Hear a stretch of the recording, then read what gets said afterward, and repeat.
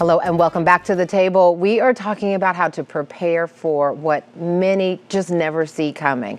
The time when the tables turn and it's time to take care of our parents. Michael Blaylock spent a decade caring for his beautiful mother, and Dr. Macy Smith specializes in assisting families through long-term caregiving coaching. And then there is Wendy Wise. She's the CEO and the founder of home care service agency called My Parents Keeper. Her mother inspired her to step out on faith and create her own business after she cared for her for some time. Wendy, welcome to the show. Thank you, Portia, for Listen, having me. I know that there are a lot of decisions that have to be made when we get into this space and we recognize maybe something's going on and it's time for us to get some care. What was that experience like for you? When did you realize I'm going to have to intercede here? Well, my mother, she developed dementia, and of course she couldn't stay home by herself any longer.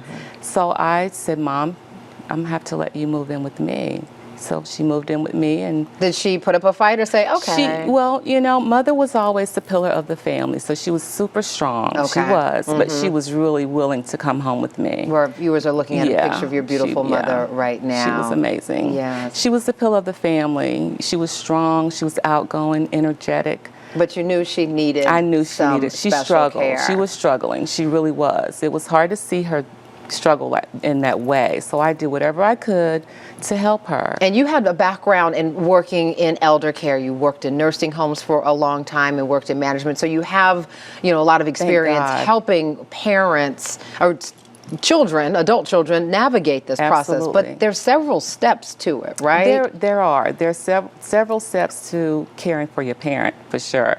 My mother was no longer the one to make the decisions for herself. I had to help with the every day, the total care, Finances, bathing, the finances, also take care of the meals. Healthy meals was important for me. Yeah. And for her to have a quality of life. And learning how to navigate all of that, right? Because sometimes it's the first time you hear Medicaid Part A, B, Medicaid, trying to figure it out, who covers what, VA benefits. It can all be very overwhelming. It can be. It's very overwhelming, but I understood the assignment.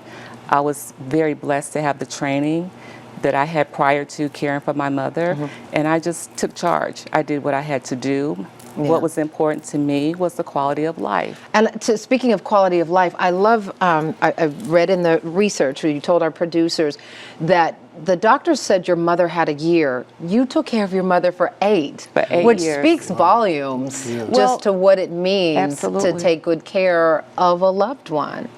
When he told me a year, he said, Wendy, with her health conditions, your mother would probably live a year to a year and a half. And I said, that can't be so. Wow. So I knew what to do. I said, let me move her in with me and let me do everything I can possibly do so she can have a better quality of life. And Dr. Macy, I know that's something that you see often, right? And it doesn't mean because the person did not live a long, long time that it didn't work, but sometimes it just makes the difference, right? Yeah, familiarity and having a place of comfort, a place of safety, it does prolong life. It does promote quality of what I call quality of living.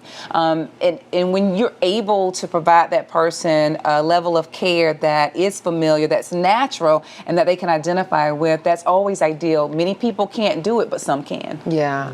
So, Michael, for you, what was I know there wasn't one biggest challenge, but give me an example of a hurdle that you had to learn how to overcome in terms of the interaction or just for you personally and how you did it.